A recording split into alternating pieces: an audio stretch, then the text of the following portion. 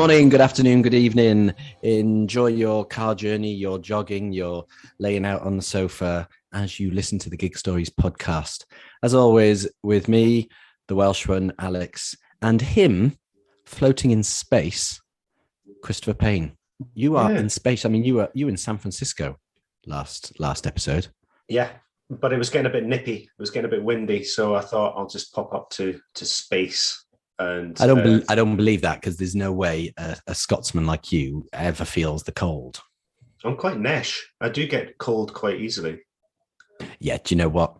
Yeah, I was trying to, big you up there. But listener, he's sat with a woolly hat and a jumper, and he's in his own home. He's not even in space. It's a Zoom lie. He's not. You're not really Scottish, are you? No, but I'm determined not to turn the heating on. Do you know what I mean? God, the world. I mean, it's actually depressing, isn't it? We've had to have the electricity talk with my kids. Look, kids, 1st of April, no one's using any electricity ever again. But anyway, this podcast, we are not here to talk about the rubbish things of the world. We're here to talk about music, live music. And you've been out and about, haven't you? Haven't you been up north shooting musical stuff? I was up north, but I wasn't shooting musical stuff. I was up in Cumbria and I was photographing at T-Bay Services. Yes, of course. T-Bay Services, which let's just right, because I do think this all the time, even when I stop there. Okay. Yes, T-Bay Services is just lovely. It's a lovely place. It's fantastic. I like to go there, but I don't like spending £11,000 on a sausage roll. So all these people on social media saying T-Bay is the best. T-Bay, what are they remortgaging just to buy lunches there? Well, the thing is, though, if you go to another services that isn't T-Bay, you'll end up paying a fortune for a duff sandwich. But because you go on. You're poorly trying to back up T-Bay there. Obviously, you're in their pocket because they're paying you to take photos of their service station. £11,000 for a sausage roll, or just a slightly more inflated Ginster's sausage roll from a normal service station, which is £3, which is still more than you'd want to pay, but which is still substantially less than T-Bay. No, a T-Bay sausage roll, which is big. It's a big old mother. It's £3.50, right? This is listener. This is disgraceful. The reason I would advocate for T-Bay is not because I'm taking the big T-Bay dollar. It's because it's local farmers, local producers that are benefiting from that. It's not the man. You're not paying the man. You're paying local farmers, you're paying local makers, producers, all that kind of stuff. And I suppose when you had lunch with Putin, he was very down to earth and kind, was he? he was very down to earth and surprisingly funny. Yeah. Let's move on. Yeah, I'm not even sure if we'll leave that in the edits.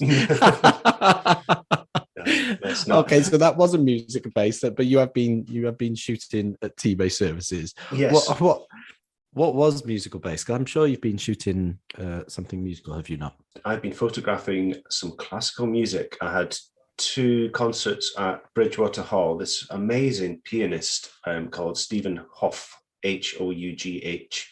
And so I was photographing that. The first night was with the BBC Philharmonic Orchestra, and then the second one was just him on his own.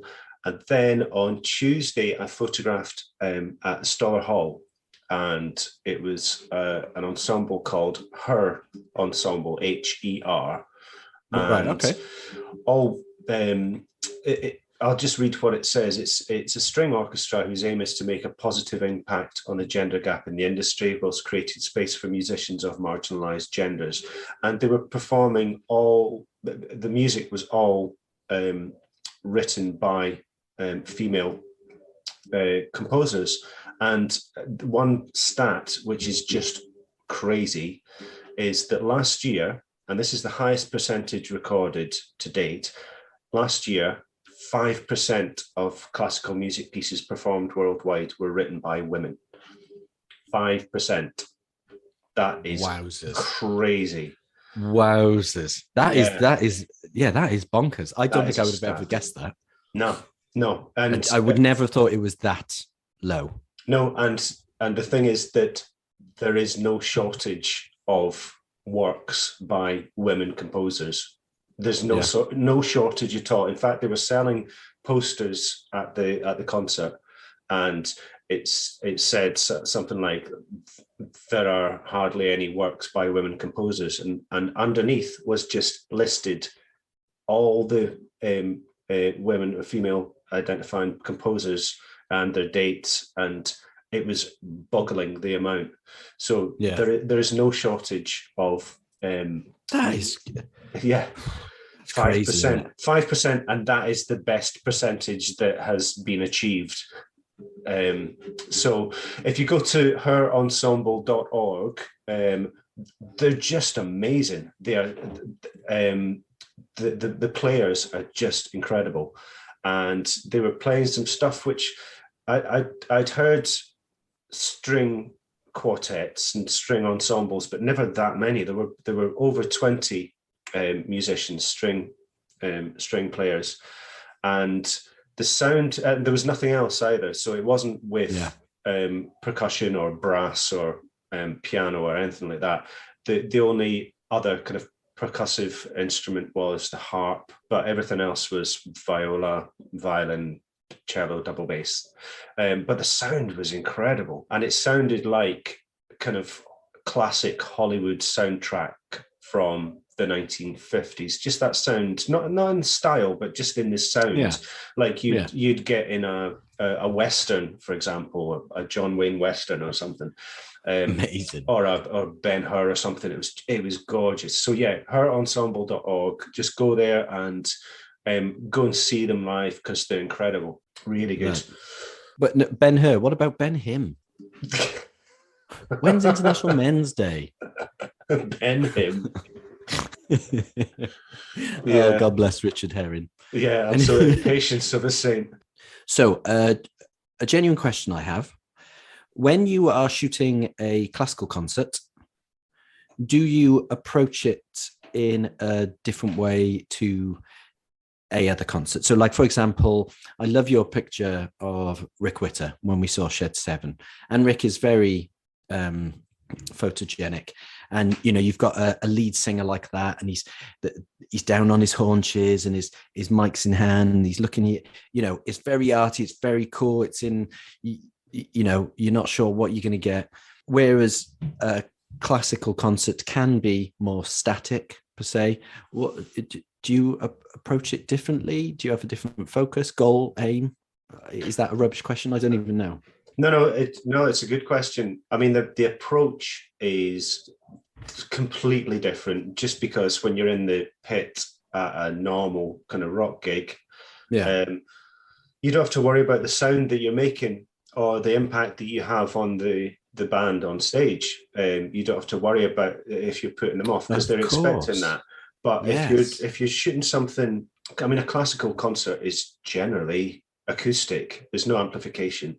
So you need to make sure that you are not taken away from the performance, either putting off the performers or putting off the audience who've paid good money to come and see. Yeah.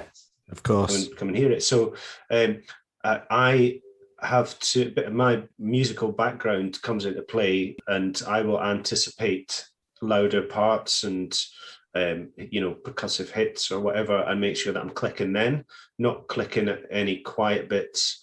And you almost become a percussive instrument. Make sure that you're not distracting from what's happening on stage. So. You've never caught a violinist smashing up the instruments at the end of a gig, have you? They tend not to do that. Why? Because it's a Stradivarius. Yeah, they're so precious. Bit pricey. Yeah, just get another one. Exactly. But I mean, the other thing, you know, you will get in a rock gig, you'll get the guitarist will, you know, be fannying around with the guitar and all that kind of stuff. Fannying around. Yeah, exactly. Look at Prince again, fanning around up there on his guitar. Yeah, exactly. But you won't get that with a classical concert. And basically, you just photograph what's there. You can't magic some kind of performance that's, or physical movement that isn't there. Yeah. So yeah, you make the best of it, and yeah, that's you can't magic something out of thin air. So so have you got any sort of exciting gigs coming up, sort of live music wise? No. Nope.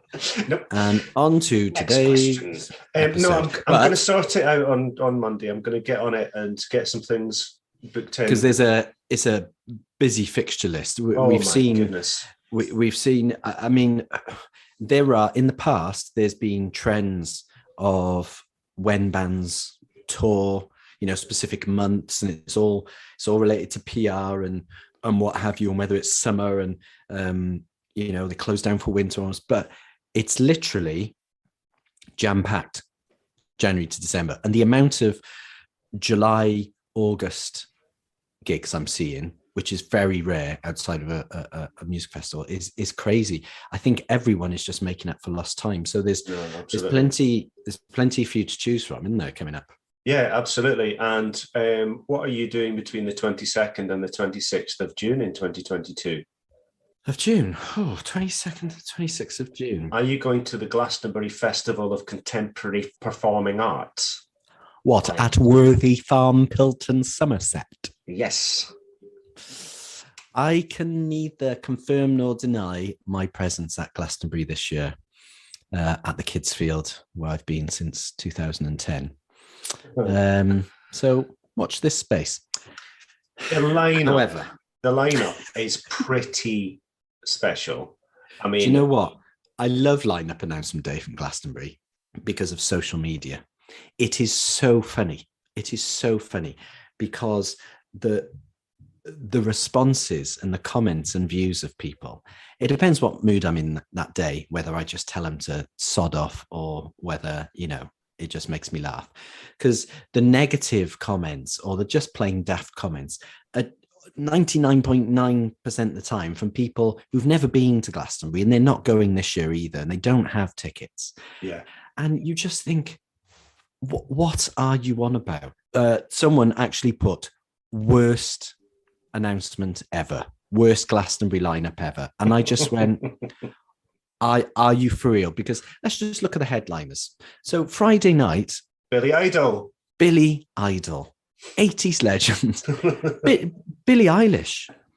Is there a bigger new female artist of the past few years? I don't care, middle-aged white bloke, if you like Billie Eilish, but is there an artist who's made more of an impact than Billie Eilish? Probably not, mate. And she's headlining Glastonbury. And then Saturday night, you've got a Beatle. Again, people love him or hate him. You've got a Beatle.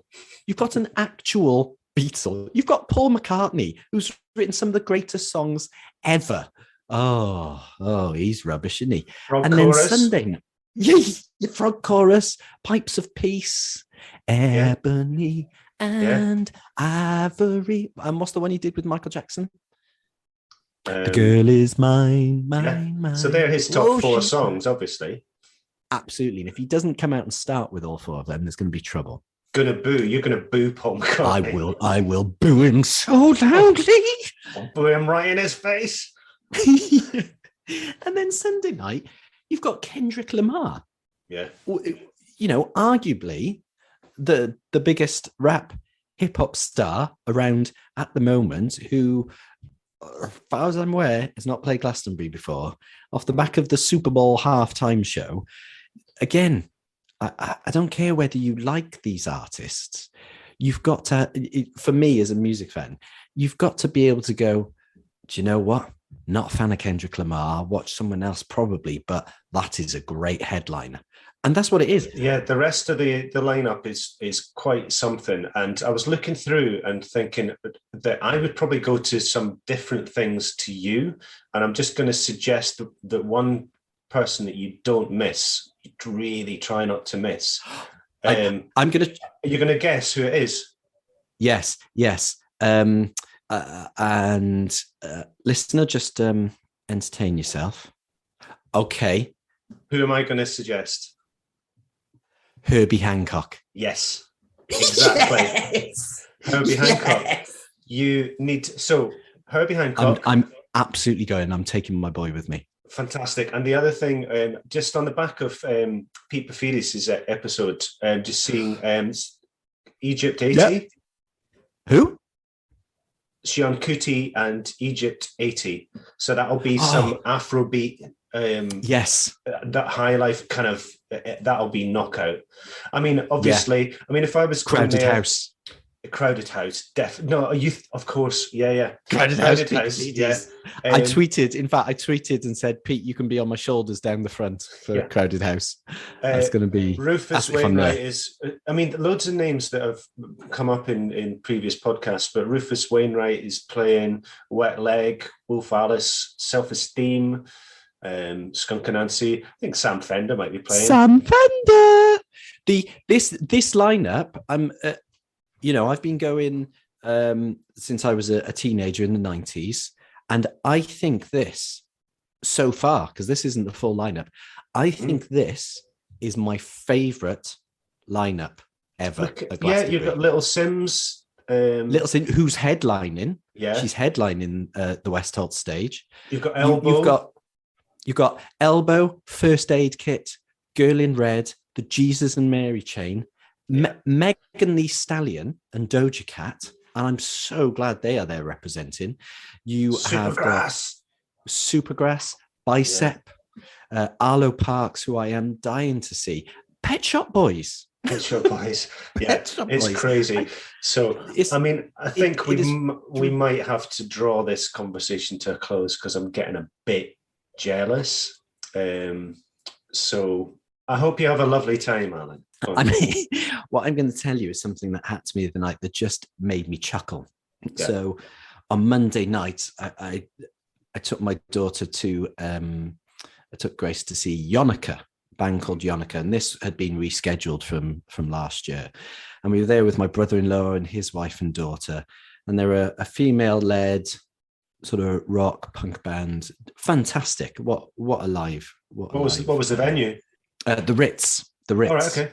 Great. And we were down on the floor near the front. Yeah. And it's so good. We've mentioned this before, but I just love the feeling in the Ritz because it's a ballroom. And I was just like, it's so good. Yeah. And I think it was my brother-in-law and his wife's first time there. And I said, just wait for the bounce. And I said, you've got to go to Blackpool, because they've looked after, like the Ritz flooring. I don't think they've replaced that for years. No, because Blackpool is still an active ballroom. I said, you want to go there? It's twice as bouncy at a gig. It's amazing. Yeah. But anyway, we were chatting festivals, and it came up Glastonbury because they were like, "Oh, are you going?" And I said, "I can neither confirm nor." Because I'm an enigma. Because I am an enigma. Is Enigma playing?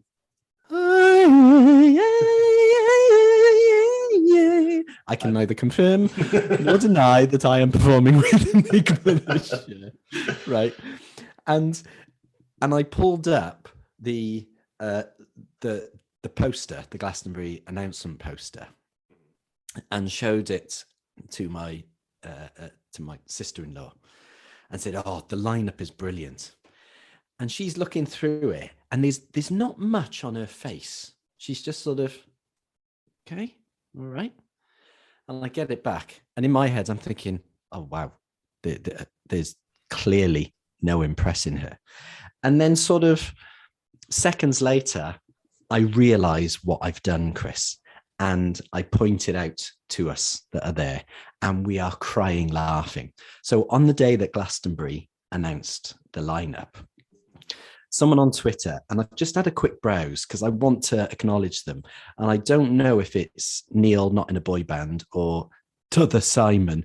And I will try and confirm, and we'll put a link up because I want it to be appropriate. They released their own version of the Glastonbury Festival that I'm showing you that looks like the original until you look close up. And I had shown my sister-in-law this without realizing. And hold it up to your camera again. Let me see. So I don't even see yet. All right, I'm going to just read out some of the artists playing at this Glastonbury Festival. The headliners are Neil Buchanan from Art Attack, Babylon Zoo, and Sam Fox. Other bands other performers on the lineup: Calm Down Susan, Steven Seagal, The Happy Tuesdays, Chris Whitty, Budgie Grenade, Confused Badger, Alan Titchmarsh. Right in the middle, Paul Simon. And along Paul Simon, two Belgians. We need to share this. Also playing is Her from EastEnders, Pancake Armageddon, and the 1980 snooker world champion Cliff Thorburn. Whose nickname is actually? Did you know what his nickname is? You've got Hurricane Higgins. Cliff Thorburns' nickname is the Grinder. I'm going to be down the front for that one. Yeah, to grind into the grinder. There's also Spooky Chicken, Hydraulic Cock, and well, hello, Captain Starfish. And she had looked at that and not even said anything. And when I said to her, Lorna, why did you not tell? She went, well, I looked at it and thought, that's a bit of a strange lineup, isn't it? but I might get a ticket for Neil Buchanan. Can you imagine Neil Buchanan from Art Attack headlining the Pyramids? Oh. It was the Babylon Zoo that cracked me up. Well, so that really made me chuckle. So, yes, but Yonica, Glastonbury, great gig. And I've been excited. Oh, I've not told you this either. I am so excited because this week, Liam Howlett from The Prodigy has announced that they are doing 25th anniversary Fat of the Land gigs and playing live. And of course, he finished his message by saying, "This one's for you, Flinty," because they're like my brother and I, especially being big fans. I know we've spoken about this before. Have wondered, will he play live again? Is it, was losing Keith enough for him just to say stop? Can they play live? I know people like, how are they going to do it without Keith?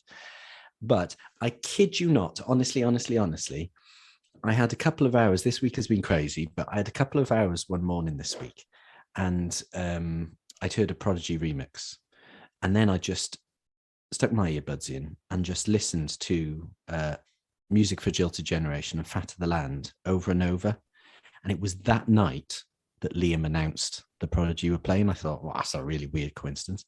Anyway, Wednesday morning, me and my brother secured 2 tickets, which was the maximum, by the way, for their Manchester gig. And they are playing Victoria Warehouse. Really? My ears are going to fall off. I cannot tell you how excited I am because, and again, I promise you, that morning when I was listening to the Prodigy, I was thinking, when I speak to Chris next and we're speaking on the podcast, I'm just going to make one of those statements that I make. The Prodigy are the best live act ever in the world I've ever seen. Mm-hmm. Now, of course, if you ask me tomorrow, it'll be someone else. But the truth is, I still stand by that. The Prodigy are one of the greatest live acts ever. It is unreal. Yeah. And if there are any tickets available for any of their shows, because the shows as well are really, really small for, an act that used to be arena sized, and it will literally blow your head off. So in July, I'm going to be going to see the Prodigy. Well, In I've the only seen them. warehouse. I've only seen them once, but I saw them at Tea in the Park in 1995. It was either 95 or 96. Had they? Oh, so no, that is pre Fat of the Land then. So they wouldn't have done Firestarter. No, they did. They did. They were playing Firestarter as a single before they released the album How live. Was there just one tour where he came on in a giant ball? Oh yes, so that was the because the Jilted Generation tour sort of went on for ages and ages, and it was post that, and they then started gigging again, but they were then dropping in, and I don't want to offend anyone, Smack My Bee Up and Firestarter, and these were two songs that, you know, as the audience we didn't know what they were. So that's definitely when played those in between them. Yeah. I think it was 96. I think it was 96. Yeah, because Fat of the Land was 97. But they headlined, I think they headlined the Saturday night, and they were just incredible. It's ridiculous, isn't it? Mm. And of course, I know we're going on here, but before we go on to this episode, it's just really nice seeing that yet again, BBC Six Music, their live weekend, which is in Cardiff. I'm so chuffed with that. Tickets just went boom immediately, sold. Yeah. Bang, bang, bang. That is going to be a heck of a weekend, and that seeing that this week and hearing this week about Six Music's anniversary. Yeah, happy birthday! 20 years. 20 years, and former guest on the Gig Stories podcast, Chris Hawkins, on Monday, which is Monday the 14th of March at 7:00 in the morning. He's actually going to play out the very first Link, which was by Phil Jubitus. Oh no, he played it. He played it yesterday. He played it on Friday. Oh, was it yesterday? Yeah. He played the 11th. Sorry, I've got my days mixed up. Sorry, no, it was yesterday, not on Monday. Yeah. Friday. And did you know that was exactly 20 years, wasn't it? And it was and the first song that they played was Ash. It was Ash. Yeah. Yes.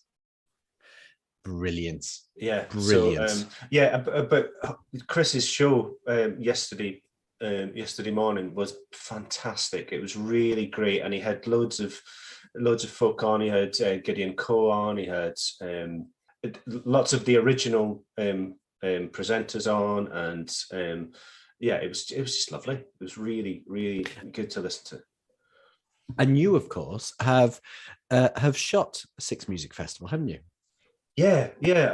I photographed it when I was still quite early in my career, because I only picked up a camera in 2013, and 2014 was the first Six Music Festival. So I was one of only 3 photographers that were photographing that time, and the other 2 were both working for the NME.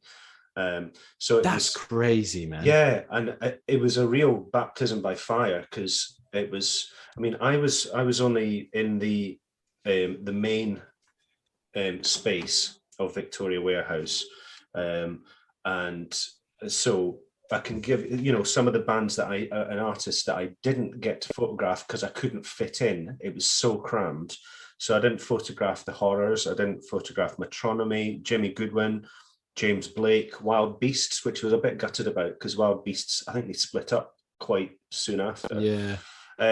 But I did photograph Damon Albarn, Midlake, Kalsi, Haim, The National, Franz Ferdinand, Jake Bugg, Bombay Bicycle Club, who I absolutely adore. I really love them. And I noticed that they're playing. Are they playing Glastonbury? No, I think they might even be playing the Six Music Festival again. But Ray Morris is playing as well, who was, a collaborator with them. Wow. Okay. So I would have thought that they'll be playing together.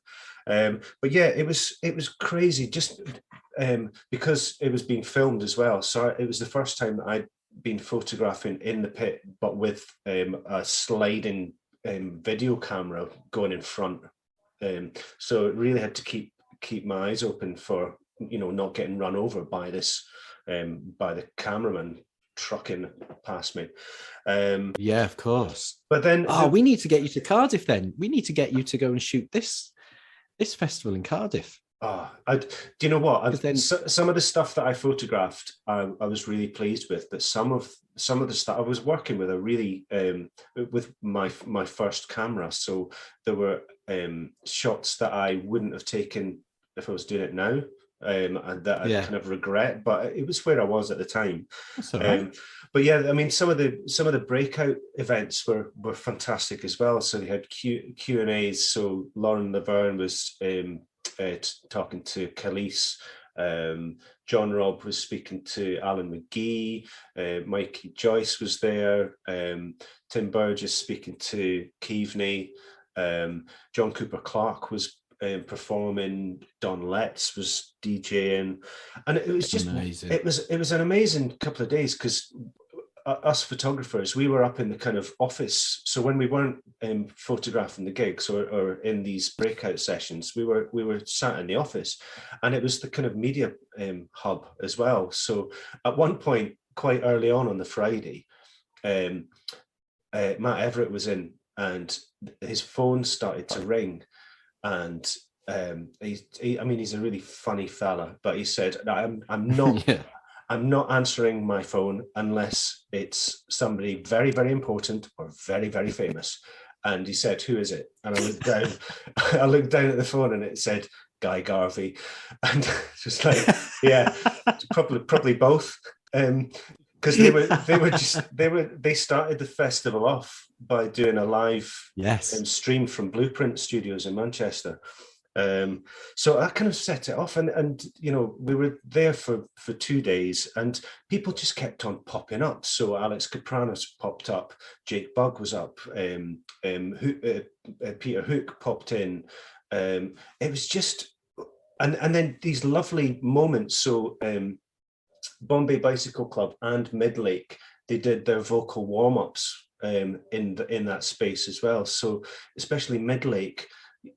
There's a song that my favorite song of theirs called Antiphone, and the close harmony is just beautiful. But they did that as a vocal warm up in that office, and just hearing them just do it next to me, it was something else. Oh, so yeah, that's so good. I loved it, and it, as a young, well, not young in years, but young in terms of how long I'd been photographing for, it was a massive baptism by fire. But it was something that kind of, you know, made me want to do let's get you more. to Cardiff.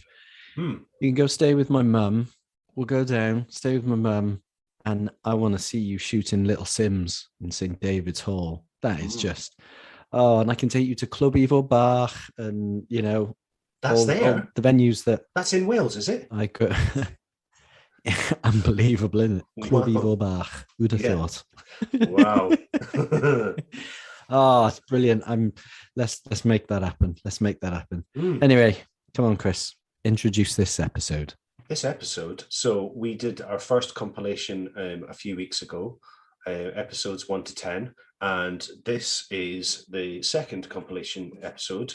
So some of our favorite bits from episodes 11 to 20. And we have excerpts from Matt Fraser, Magic Mod, Ben Taylor, Johnny Kalsi, Nick Heyward, Chris Hawkins, Shel Zenner, Graft, Mike Batt, Tommy Smith, and James Atkin. Now, that's an eclectic bunch. Compilation 3, this compilation 11 to 20 is at a time where we were not struggling for guests, but some of the guests that we tried to line up didn't come off, and so it meant that in the run of 10 episodes, only one of them was a woman, and that is remedied in the following 10. And we addressed that in one of the episodes that we did. I think we address it when we went to Peace Hall in Halifax. So when there are a load of blokes in a row, it's not through design, it's because that is just the way that the chips fell, basically. But the balance is getting better all the time, and we have got loads of women that we will be speaking to over the coming weeks. So yeah, this is exciting. Yeah. And we genuinely feel privileged to have had all the guests we've had, male and female, and from all the genres. We're so lucky, and we appreciate all our guests' time as well. So sit back, whack your headphones in, or turn the volume up on your stereogram and enjoy.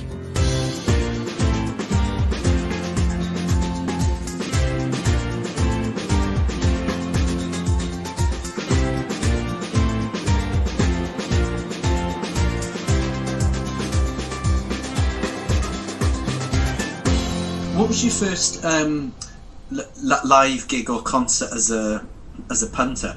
As a sort of like the first record you buy, and not the parents buy for you. Yeah. Exactly. Yeah. Luckily for me, it was X-Ray Specs at the Marquee. Come on. Yeah. Here's the weird thing: I was 16, and I would often forget that I was disabled because everybody was nice and didn't mention it. And I said to my dad, a nervous, quite conservative gay man who knew nothing of punk, and did suspect it as being the breakdown of society, like a lot of people did at the time.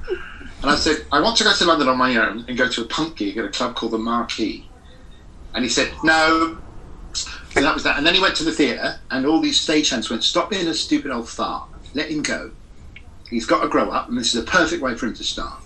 So he came back and said, I was wrong, you can go. So off I went. And the highlights of it were the gobbing. I'd never seen the gobbing before. Yeah, that was one of the things. The audience would spit at the band, and it was a show of respect and of know. Yeah, it was a sign of appreciation. But Polly Steinman put a stop to that very quickly. She wasn't having that. No. And that Susie Sue and Sid Vicious were at the gig. Whoa! And it was a packed hallway. And at one point, Sid Vicious had to get past me, and he went, "Excuse me, mate." And so. To me, at 16, that was pretty special. Yeah. Wow, you remember that. Are you able to explain the feeling or what it was about punk? Because I was born in 77. And I can. For me, a disabled kid... It wasn't for you. For me, a disabled kid trapped in this identity that I didn't ask for, hadn't designed, and felt was slightly wrong. It's like... But I, anyway, and then punk came along. It was like, everything is shit. You can do what you want now. I was like, It is great. Yeah. That's kind of how it felt to me. Also, if you wore punk clothes, which at the very early stage were quite varied. They weren't so codified as the Mohican or what have you.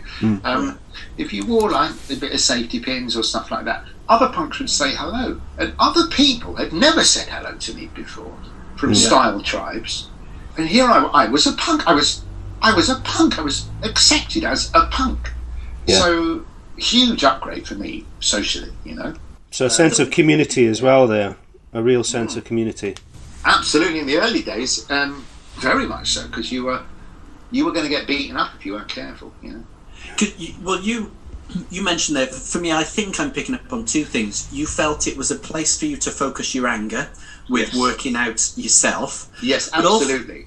But you also mentioned at that X-Ray Specs gig that you did not feel different because of your disability. Was the punk crowd somewhere that you felt exactly the same, where you didn't stand out? Absolutely, yeah, at first. Now, of course, from their point of view, they'd be thinking, wow, look at him, fucking great. Because punk was all about self-expression and encouraging others to break free of their mould. And so I was somewhat celebrated by other punks in that way, which I didn't see as condescending and certainly wasn't intended as such. It felt like camaraderie. I went on the Anti-Nazi League March, the very first one, and I was unaware that Special Brew was so strong, having bought a couple of cans. Was marching along thinking, fucking hell, I'm tired. I was so blathered by that point. And a punk band was playing on the back of a truck. And the lead singer, I didn't know who they were, the lead singer saw this tired little kid with short arms, leant down, offered his hand up, I put my hand in his, and he yanked me onto the truck. And I got a ride all the way to Hyde Park. That was fucking Malcolm Owen. It was the Ruts. I had no idea. No. Yeah. Wow. Wow. So I had a lot of this history, amazing history, but slightly unaware of it at the time. Yeah. I then fell asleep when I got to the gig and woke up for Elvis Costello's last song, and he was the headliner. So I missed the entire show. But it was worth it to me because the experience was incredible. Yeah. Ah, amazing. That's brilliant. But yeah, and that lasted, that fresh, you're an equal, you're different, so you're an equal, fresh thing lasted, for quite some time. That very quickly morphed into me being in a punk band. And then my whole experience was for the next 20 years about being in bands.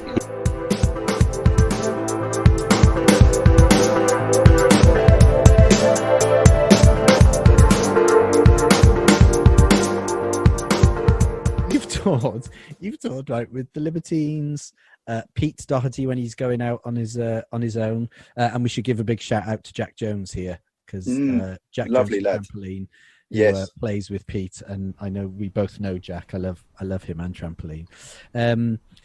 You've been you supported Reverends and the Makers. How does a magician wangle that? How did that happen? Because we were talking about this before, weren't we, Alex? And we were trying to think, because it's almost in the same kind of ballpark as a band being supported by a comedian or a poet. And I've seen several poets on the bill with bands, but there's that same difficulty, I suppose, where people are going to and expecting music, but then you kind of bringing it down and bringing a kind of hush and a concentration. I mean, it must be one of the most difficult gigs to do. Oh God, yeah. Just quickly going back to the Jack Jones from Trampoline, he's brilliant. Every time we're together, we always bounce off each other. Whoa! Oh, Get it, you! Oh my yeah. gosh! I tell you what, you're going to be a great dad. Let me tell you. Yeah. You've got all the shite jokes. You've got the dad patter sorted. I thought it was good, to be fair. That I was thought of good. it in the end. I said, I'm not letting this one slip. No, I'm not letting this one slip. This one deserves an audience of 2. Yes, thank you. I'm here all week. So to your question is, it was... Hang on, what was the question? What was The it like? question was that it must Sorry. because audiences are expecting a band and music. You're expecting them to concentrate and give full attention to something which is, it's Different. It's Yeah. different and small. It's detail, and so it must be a really difficult thing to do. Yeah. So the first time I did it, I was very lucky. Mr. Weller asked me, he said, do you want to come and do a few dates with us? Hang on. So that's the first time you supported a musical artist? Yeah. And it was I did. Paul Weller. Yeah, Hammersmith Apollo. In 30 seconds, explain how that happened. How did you know who you were? And how did you go, come support me on tour? Well, we had a lot of mutual friends in Steve Craddock and we just... and Johnny Harris, you must have heard of the British actor. He was in a lot of fantastic films, and Mark Baxter, and somehow Paul ended up getting one of my cards. And on a night out, I had a few shandies, and I got a text saying, "This is Paul Weller. I've heard a lot about you. Would you mind teaching my son some magic?" And I looked at my phone and thought, "No, that's a wind up." So I put my phone back in my pocket, had a couple more shandies, and next thing you know, I've got a call, and it was him. I was like, "Oh shit!" And that was it, mate. We've been. This was in. I've got it on here. 2015. We first met in August 2015, and I've got nothing but love and respect for him because he's helped me in my career so much. He's given me fantastic life-changing advice, and he's really helped me as much as he can. And he just said, would you like to perform at some of my shows? And what I did was I was going around the auditoriums and the backstage areas and on the floors performing magic, close-up magic to people.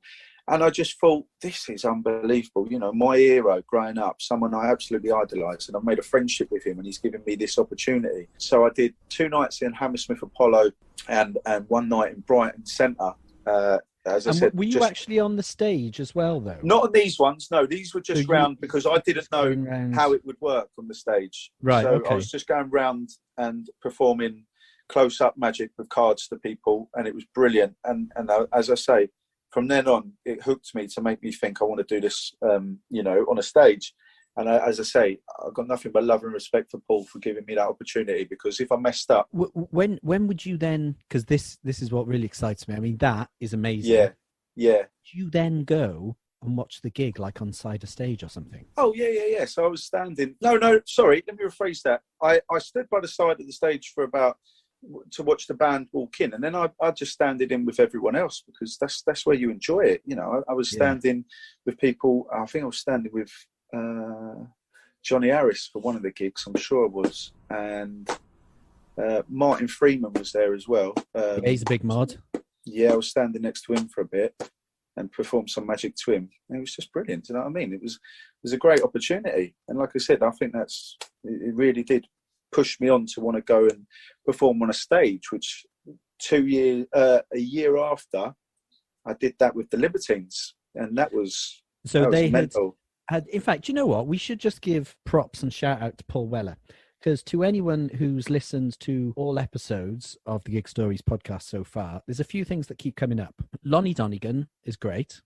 Yeah. Everyone's had a really, really bad Bob Dylan gig. And Paul Weller is amazing. Catherine William, the wonderful singer-songwriter, we had her on... Is that episode 2, Chris? 3? That was interview 2. So episode 3. She told us a story where she had a text from Paul Weller telling her, "Oh, I've just listened to your latest album, or this song is absolutely brilliant." She's like, "What? This is like the nicest guy ever." So Paul Weller, I'm sure you're listening. Well, I also get the impression that he's quite a kind of sentimental. Well, not sentimental, but he's got a real sense of place and heart. I mean, another drummer that I interviewed and photographed was a drummer called Clem Catini, and he had played with loads of bands, session drummer, and he played on over 40 number one hit singles. But he played on the Walker Brothers' "Sun Ain't Gonna Shine Anymore." He did that drum beat, this iconic drum beat. But Weller got in contact with him, and Clem must have been in his 70s, early 70s, when he got in contact, and he said, "Clem, I want you to play on my new album, this one track. I want this Walker Brothers feel." And he's the drummer on No More Tears to Cry. Oh, yeah. Because it's got that real Walker Brothers feel. But he was looking for that authenticity. And I think that's the word, authenticity. He likes that sense of belonging. And he obviously thought that what you did was authentic as well. I think it's quite a nice thing to have. He just stands the test of time, Paul, doesn't he? I mean, you think he's been about. He's never stopped, really, has he? I mean, from Jam, Style Council, and then to all these solo albums he's brought out. And the thing is, he's the only person, in my opinion, he's changed. He goes through all these different diversities in music, if you could say that word. You know, he just keeps on changing it a bit. You know, he's done some sort of country listening songs, some folky, jammy. And it's amazing. You had kind of music that you went to, but what was the first kind of music that you went, right, I want to go and see these guys. I want to go to that gig. And what was it? The first gig that was actually yours? I went to see Michael Jackson on Dangerous Tour. That was Alex. That was Alex's first gig. It was your first gig? That was his first gig. Yes, Johnny. Alex, that's the universe. Yes. And then something weird happened there. Go on. The tickets that I could afford were like near the back. You were at Leeds. You played Roundhay Park. No, I didn't go to. I went Wembley. You went to Wembley, did you? Were you in London by then, or Wembley Stadium? Right. Yeah. And I took my wife along, and we were near the back, but halfway we had to come down a few steps around the tier of Wembley and then get drinks. And then when we went back in, I said to the usher, I said, "Listen, you've got to let us here because it's too cramped up there. My wife's pregnant." Just made it up. He let us in and we got really good seats. Really good, really. She was really pregnant. I found out that week. Amazing. I know. I didn't even know. So that is something I will always remember. Always. Yeah. Oh my God, that's brilliant. Yeah. I love it. That Yeah. was brilliant. On it already, this is too much, Johnny. You're just treating us. You're treating us. We've never done this on the podcast before. We never announce in advance or when we're recording interviews who our guest is going to be. But we posted and said, look, we're speaking with Nick. What questions would you ask? And it was so funny because they're our peers and your peers. And it was so funny because it's like everyone just turned into a child again. And I just want you to know just how much love there is out there for Nick Heyward. It was just so nice. Now, Shall I, before we get to the serious questions, shall I get a couple of them out of the way? So just Kirsty and Roz, they both asked Nick Heyward, how did you cope with being so beautiful? Well, And it's funny and because these are the questions we were getting, Nick. These are actual real questions. well, I'm not going to let him answer that, Chris. I said I would ask it's it. funny because And you know, I remember being. Oh, this is such a strange thing because you know Sarah I've talked to, my love of my life. We've talked about this stuff because you know she didn't know me then, but you know a picture would pop up of say like when I was 21 or something, and you know. The time when you know when everything's happening, you know when your hair's happening, everything's happening, and you've gone out and somebody's taken a really great picture of you, and that's not really how you look, but you look, you know, and you look at this, you kind of remember this picture, and you look and you go, what a hunk, you know, and what, you know, you just think, wow, and then you remember back to that time when you were riddled with insecurity. You know, at that time I was probably, I know I was thinking, oh God, I wish I was just taller. I wish I had a bigger penis. I wish it would stay harder longer. I wish my hair was blonder. I wish my skin wouldn't come out in spots. I wish I was more talented. Why have I not written a song as good as Yesterday? Why am I not as big as Duran Duran? Why has George Michael got such a beautiful voice and mine sounds like the cat?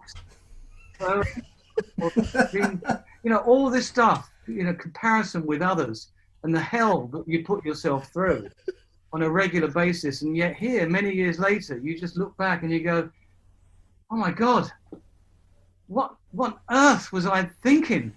I should have been enjoying being, you know, him.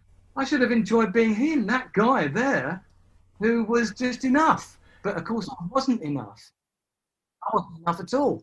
I was riddled with insecurity and doubt, and it was covered up by bravado, by ego, or you know, smoking, or whatever it was, or trying to be clever. of course, You know, trying to be. But it was, you know, really the truth. You know, and also living through the whole kind of guilt of trying to be in a relationship but not actually being very good at it. And then, you know, that kind of stuff. And there's plenty of people around to make you feel really bad about yourself, really guilty.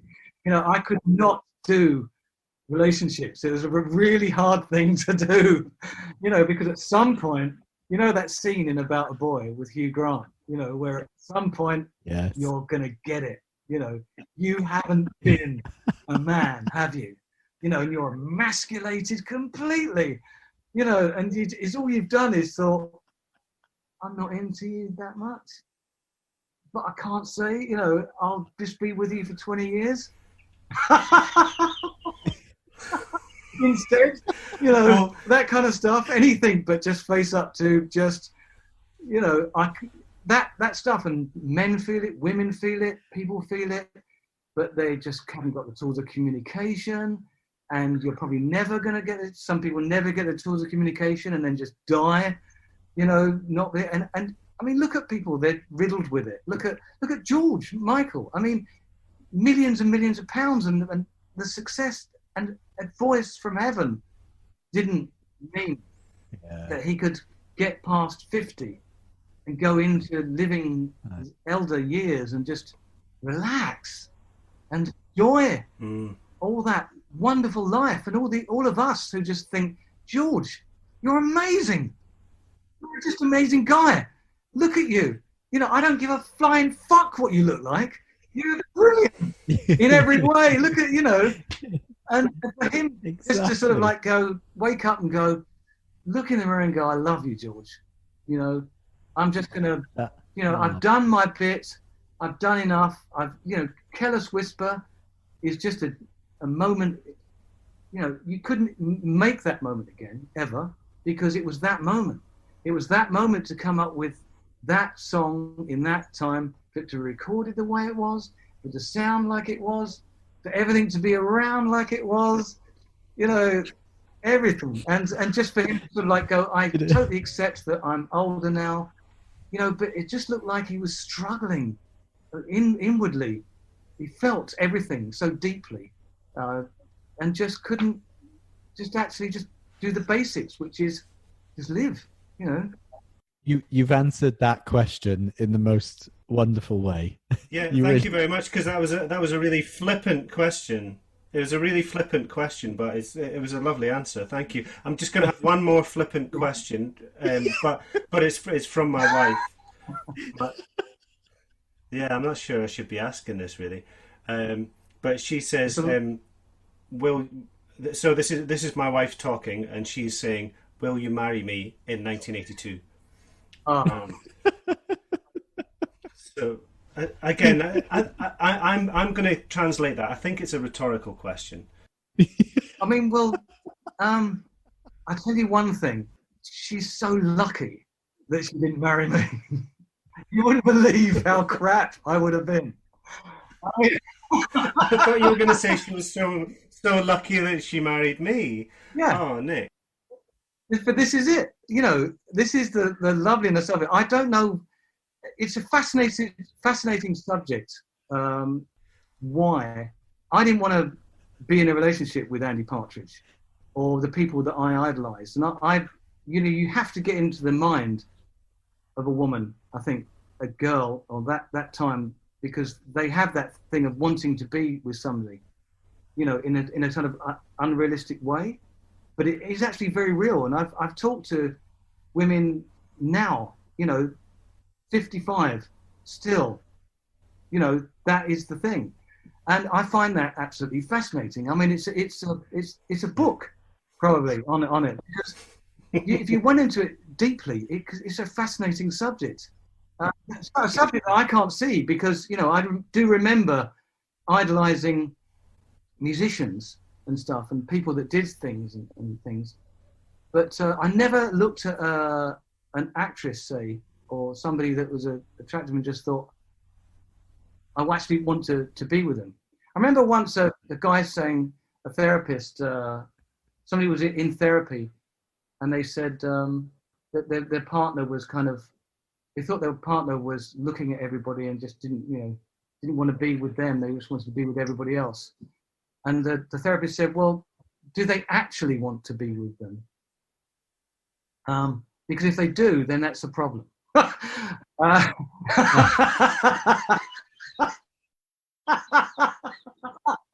know, you're going against the whole of the universe there. You know, and that comes back to that brilliant line from Graham Coxon of Blur, when he went to therapy, and he said, the therapist said to him, if you think you're so in control, go down to the coast and try and stop the tide coming in. You know, and that's it. Well, you know, some going against the whole of the universe. It's not good. It's better to go with it. You know. Oh man, I love you, Nick Heyward. I want to marry you. I've enjoyed this podcast very much, guys. You are great. You know. So my first ever gig was when I was like 15. Again, my mum used to take me. There was one big nightclub in Shrewsbury called Park Lane, and they did an under-14s night. And my first DJing was DJing at this under-14. So I was only 16 myself. No way. the DJ at Park Lane let me have a go, and so I started doing that for a while, and then after that I went to my first ever gig, which was Sister Sledge, and that was while I was like in the lower sixth, maybe. So, but where would you go to a gig? If you tell me, growing up in North Shropshire, the nearest town was 5 miles away. You know, the nearest town. I lived in a village where I was related to more than half of the population. Hang on, I'm the Welsh one here. Yeah, no, you know, you'll be able to relate, Alex. My school, there were 33 children in my primary school, and genuinely 2/3 were my cousins. Seriously. I love it. Well, I suppose, Chris, I was in the same kind of boat, because I'm from a small town in the Scottish borders, so I'm 45 miles away from the nearest city. Edinburgh was the closest place, so I didn't have anything. Yeah, what do you do? It feels, you know, it feels like, you know, it was late to go to a gig, but yeah, it was Sister Stage. It was this kind of weird party. You know where the Big Chill used to be? Do you remember the Big Chill Festival? Yeah, the festival, yeah. Yeah, it was there, where in the grounds of where the Big Chill was, and it was Sister Stage. So all 200 of you from your town went to see it, then, did you? All you and your family, you all went. I'm not even joking. I'm really not, you know.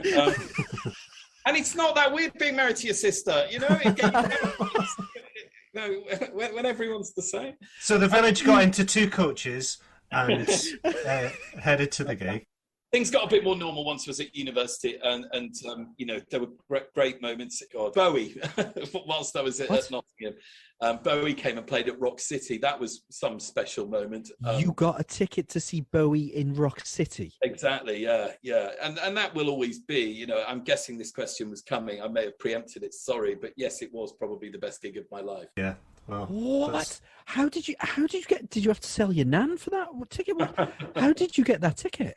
My flatmate and I at the time queued up, got tickets. You know, I was, as a kid, I was that kid at the Gay Meadow, the home of Shrewsbury Town, mighty Shrewsbury Town. Mighty, yes. I was that kid that used to stand at the players' entrance, getting all the players' autographs, waiting at the team bus for the away team to arrive and getting photos and autographs. I was always the kid at the theatre stage door. I've got your autograph, Alex, before we knew one another from a TV show. That's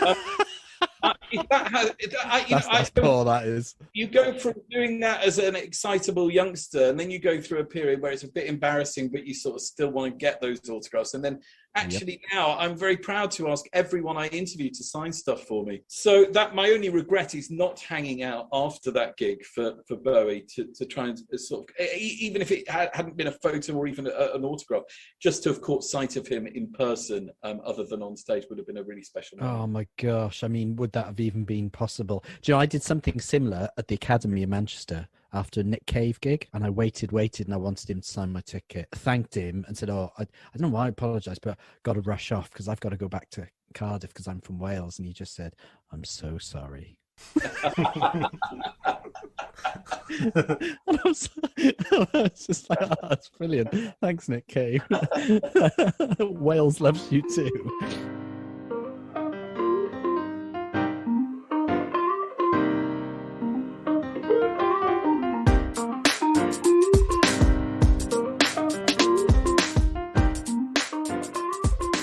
I'm a massive fan of an Icelandic band called Dead Skeletons. Now, I go to a lot of psychedelic music festivals. I've gone to a lot of psychedelic music festivals all over the world.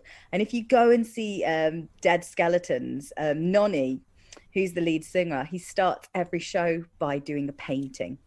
So he's on stage and there's all this kind of weird psyche ambience going on, smoke machine, everything's dead moody. And Nonny is painting a painting. He paints the same painting at the beginning of every show. And you can buy it after the show. Honestly, it's amazing. He's an artist and he has a studio in Reykjavik. And actually, you won't, if you're listening, you won't see this. But if you see that waterfall, that's one of Nonny's waterfalls. Oh, really? Oh, fantastic. in Reykjavik that he painted, because is the Dead studio in Reykjavik, which is his little painting hole. But basically what I love about them, they're like a trio, and they got their name actually from Anton Newcomb from the Ryan Jonestown massacre. Oh, right, yeah. Get their name. So they're very kind of like in the same ilk as that, but they always have this mantra called the Dead mantra. Trying to remember the exact wording of it. It's because Nonny has what's it called? He has HIV, and he's been living a very clean life for years to try and keep his health in good check. But they have like a saying along the lines of, I'm probably going to get this wrong, but it's something like, oh no, I'm gonna have to Google it, otherwise I will get it wrong. It's called the Dead mantra, but it's like something along the lines of, if you can't see life, those who aren't threatened by death can't enjoy life, or something along those lines. Yeah. But it's very, very good. And anyway, the Dead mantra is always this painting of this figure. And it's just such a magical experience watching him do this painting, and then going to the merch stand again, making yourself some great creative options to make money off your tour by basically selling merch that you've created at gig. Imagine being there, watching him do the painting, and then buying the painting, and then having that on your wall, knowing that you were there when he was. Surely that just turns into a punch up at a wedding. Surely, like it's not cheap. Fan? I don't think it's cheap to buy. No, which fan gets to buy that? Surely they're all fighting over it. I'd love to see that merch stall at the end. Honestly, he's a very incredibly friendly person, as well as a very talented person. But that's another one going on the playlist. There is the Dead mantra. Is a song of theirs, but I will find the mantra. Dead Skeletons out. I thought it was on their art. It's normally on the artwork, which is a skull, but I'm just trying to find it. I've got it. He who fears death cannot enjoy life. Nice. Oh, just the other one. He who fears death cannot enjoy life. I like that. Yeah, and it's like around a skull. You see the bottom black. Yeah. If you're listening, you won't be able to see it. Go and Google it. We'll put it on the website. Yeah, let's put that on the website. Next question is, what's your favourite venue and why? Oh, I would say it's the Brudenell in Leeds. Yes. I love. Do you know what? It's just the nicest space. It's out of town. You always get a parking spot. Nath is Nath's attention to detail is incredible, and he just really does care, from everything to sound to food. You get there early, like I do as a music journalist, to interview people before they've just finished sound check, and Nath's there saying, do you want some of my mum's lasagna she's cooked for the band? And you're like, yeah, I will. As somebody who has a very loose knowledge of the different styles in hip hop and rap, how would you define grime compared to garage, or I don't know how I would describe it. Why would I be able to? Because I don't listen to a massive amount. But how would you, Graft? I feel like I'll break it down like this. Grime culture stems from a lot of clashing. So an MC versus another MC in lyrical warfare, trying to beat their opponent. Energy, character, charisma, flair, flows, metaphors, tonality, just that really grimy essence, underground street essence of music, where people are emceeing about their life, their surroundings, their views. And grime is very fast-paced. It's 140 BPM. It's very fast-paced. It has that grimy essence where it's just in your face, and you feel the bass, the flows, and it's all about kind of like who's the best MC in the room. Grime's a very competitive genre, in your face, and an energetic street essence. Yeah.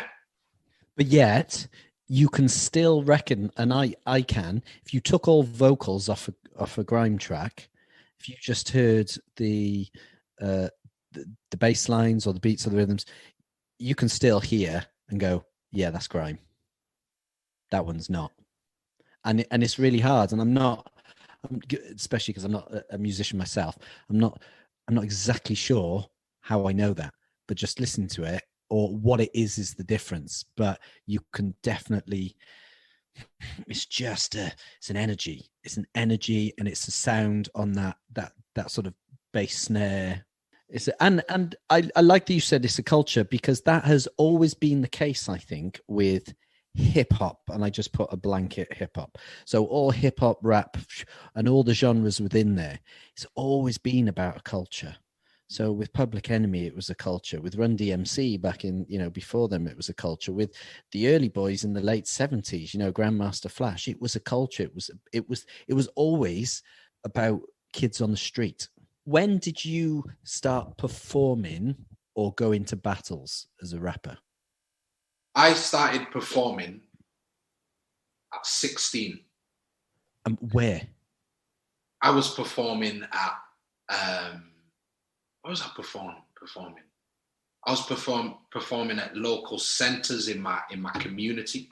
I was actually performing in clubs. I was performing in clubs local to my community. I was performing at university halls. And I was performing outside with friends. I was performing at Leeds Carnival, just a number of different places. But I remember my first ever performance, and that was at Leeds University campus. They have a room where live performances go on. And I was 16, 17, and I got booked for this performance, and I'd only released freestyles on the internet. Wicked. So when I'm doing this live performance and the crowd's there, I'm literally just spraying my freestyle lyrics, and the crowd know the lyrics because I've done the videos on YouTube, and they're just going crazy, and I'm saying one thing, dropping it out, and then they're saying the next. And from that moment on, that's when I knew I was a great performer, but also performing is unmatched.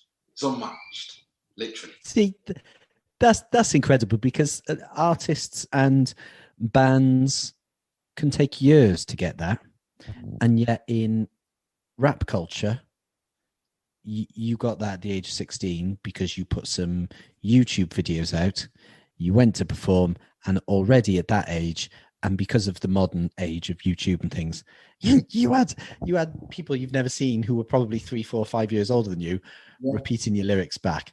That is wicked, isn't it? That's just no songs out, just freestyle videos. Wow. And so what was that feeling like then when you first clocked that, oh my God, they know what I'm gonna say next? Yeah. Do you know what I mean? That must have been really odd.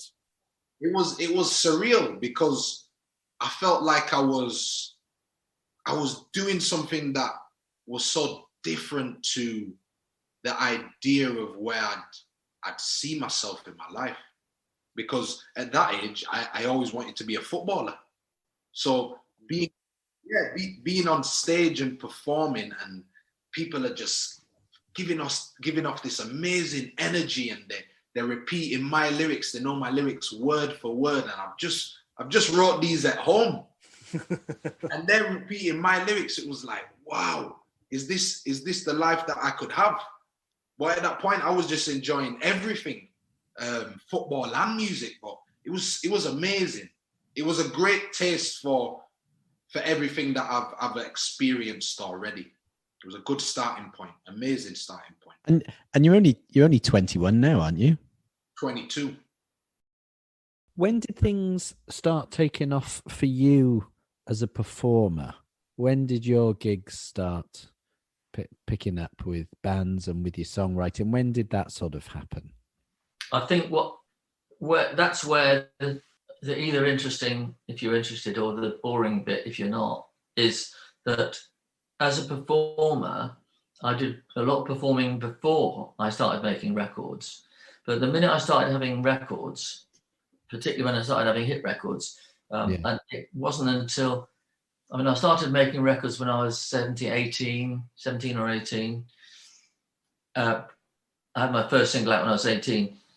And I didn't do gigs to promote them. I used to be too busy making the next record, or then I started working for the record company, Liberty Records, as their A&R guy. And so I was busy going around looking at lots of gigs, looking at a lot of people. We saw the early King Crimson. Did we want to sign that? No, we passed on them. No. One they got away. we did sign the Idle Race, Jeff Lynne's first band, and we had Bonzo Dog. From America, we had Creedence Clearwater, and we had, I'll tell you who we had I loved, and I loved when they came over from America, and I used to have to deal with them, was Canned Heat. All right. Wow. I was so into blues, and that was really my style, my natural style, and still is. You know, if I walk into a pub and pick up the piano lid, I'll play some dirty blues. You know, that's what I do. Oh, you've preempted me there, Mike, because I was actually going to ask you, because I see you've got the piano there, because one of the things I find fascinating about your career and your CV is, you know, I wasn't lying or you know, blowing smoke in that introduction. You've literally spanned every genre of music. It's incredible. I'm not sure there's many other musicians or writers like yourself who, you know, classical, rock. And so I was genuinely interested in asking you, what is inside Mike Batt's heart? What are you naturally? And I was going to say, can you answer that question by turning to your piano? But you sort of preempted by telling me you are R&B. So I'd love it if you did turn to your piano and you know, what is the first thing that you would play? I will. It's only an electric piano, so it's not quite the same as a. But having said that, it's my workhorse. I put all my MIDI. I'm fine with an electric piano, Mike. But let me see what I get all these wires out of the way, and let's just see. Oops, why isn't it down?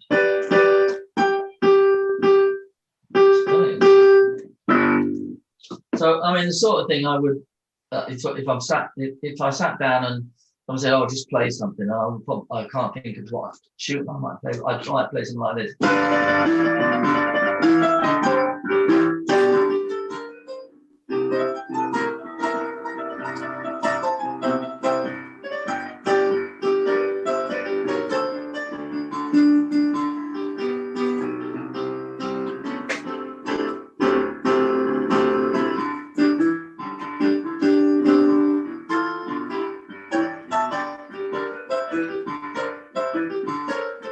In those days, 60,000 records in a day was just unheard of, and it went straight to #1, and it stayed there for 6 weeks. How did it come about that Art Garfunkel was singing it? Did you have any choice over the matter, or was that something the record label stipulated? No, I wrote it for the film Watership Down, and the producers came around and heard me playing the song on the piano, and they said, "Oh, we like the song. Who have you got in mind to sing it?" And I said, "Well, I'd really love it if Art Garfunkel sang it. I wrote it for his kind of voice. Right. But I've got a list of other people who would do it quite well. And I'm number 10 on the list. And number 2 on the list was actually Colin Blunstone. Oh, really? Do you remember who else was on the list? Who else would be on it? I mean, that's thrown me a bit because I can't remember back that far, but I do remember who was number 2 and I remember who was number 10. That's fine. That's brilliant. That is such a wonderful insight.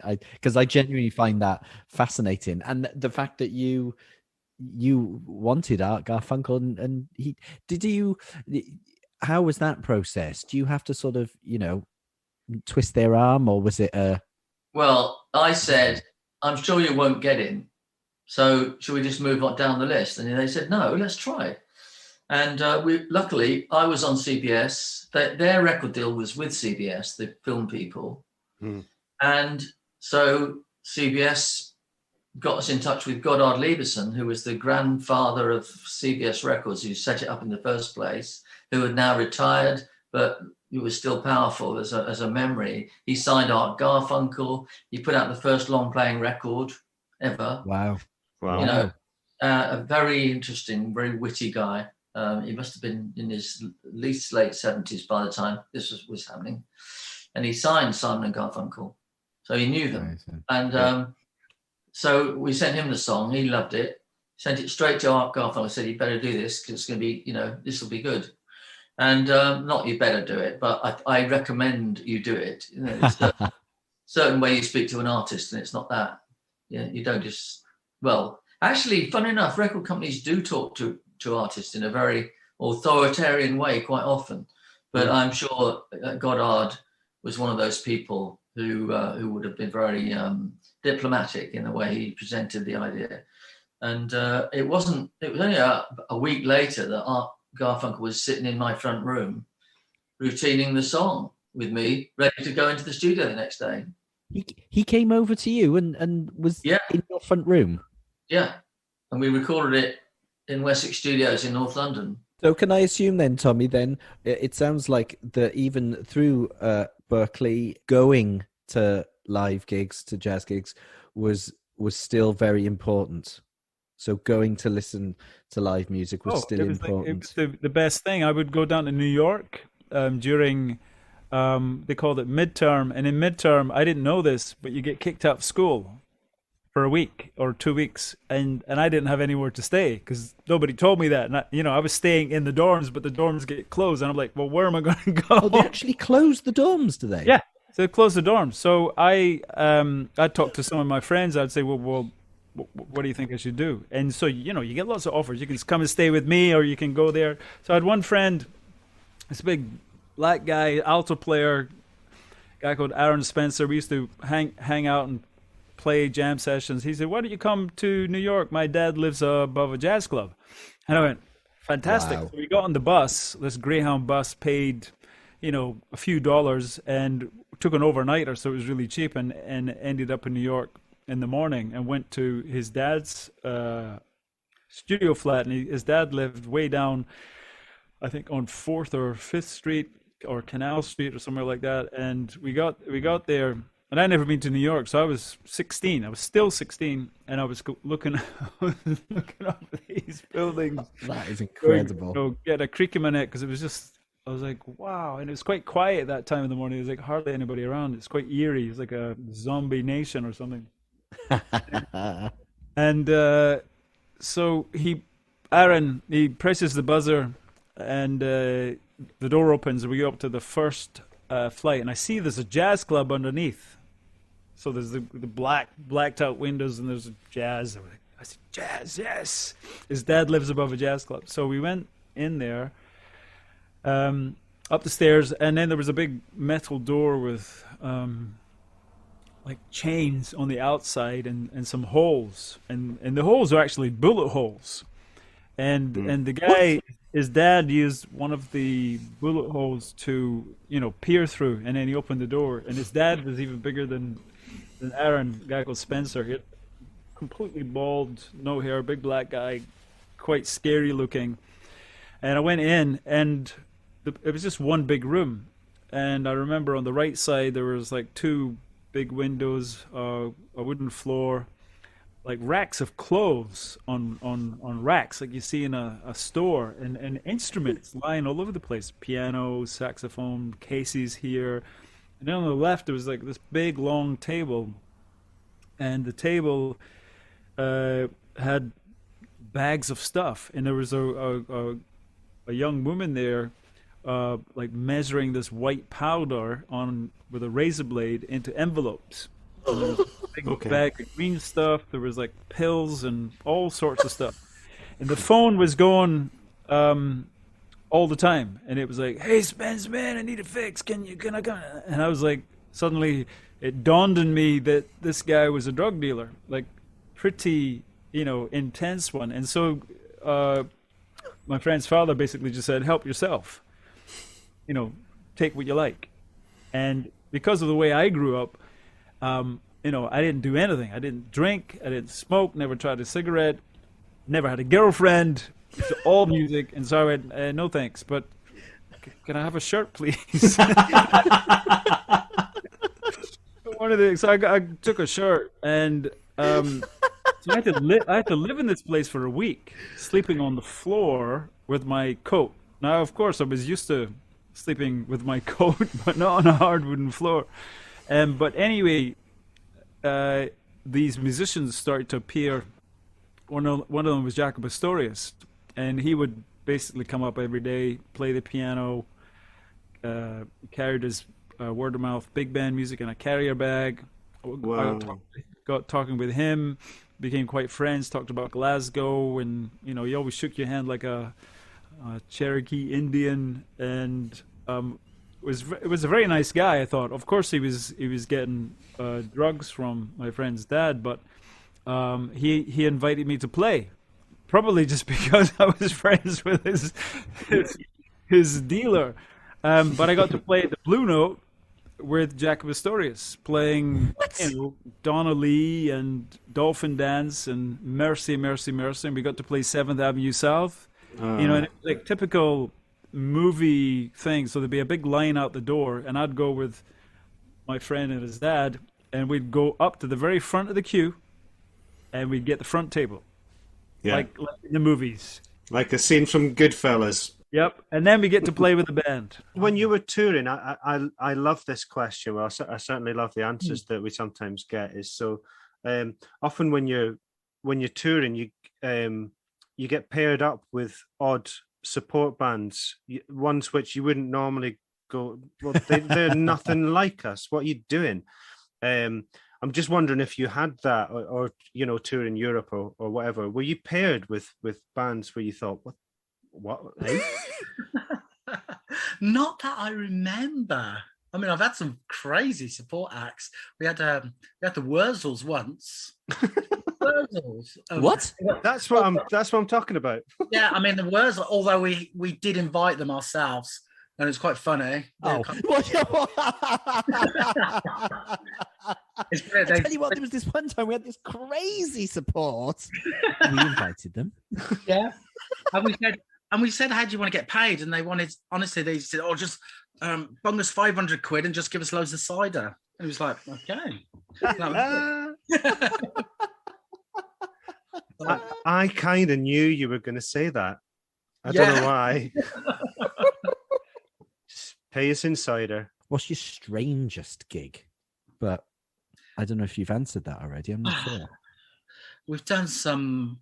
I mean, when we were in America, we had to do a lot of these radio shows, because what you do in America is you turn up at a town or a city, and then you have to do a sign in the record store, and then you have to go and do something for the radio, and then it's the gig in the evening. So we did a few performances for these radio shows, and we were down in Louisiana, and bloody hell, it got really sketchy where for some reason they wanted us to mime.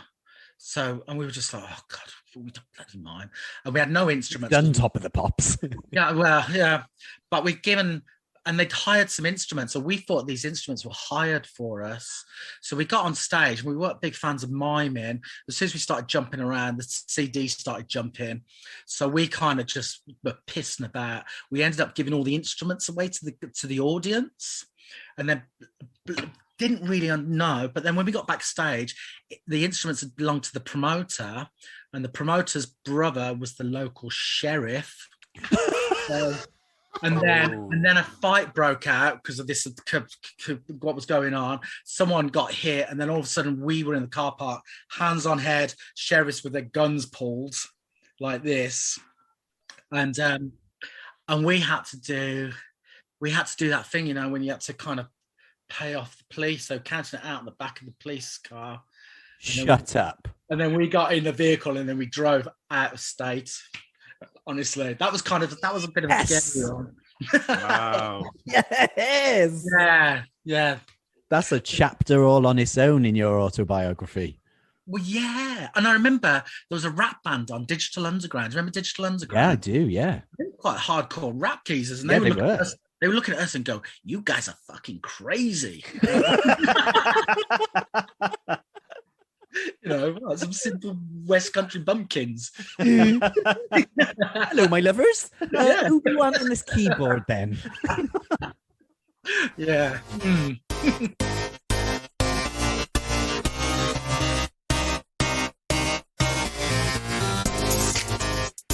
There we are. What an amazing array of guests. Just fantastic. And thank you to all of them. And we hope you enjoyed that compilation as well. And maybe we played or there weren't your favorite bits in there. Let us know what your favorite questions and answers have been. And you can contact us, as always, on our social media pages, Facebook, Instagram, Twitter, Gig Stories Pod. And as Chris said, actually, before that, there'll be another compilation episode sometime. But also, as we speak now, we've got some fantastic guests lined up. So thank you for your support. Thank you for your support, and keep listening, hey? Yeah, and I think our introduction was almost longer than the compilation itself. So I think all that's left for us to say is see you next time. Hwyl fawr. Goodbye.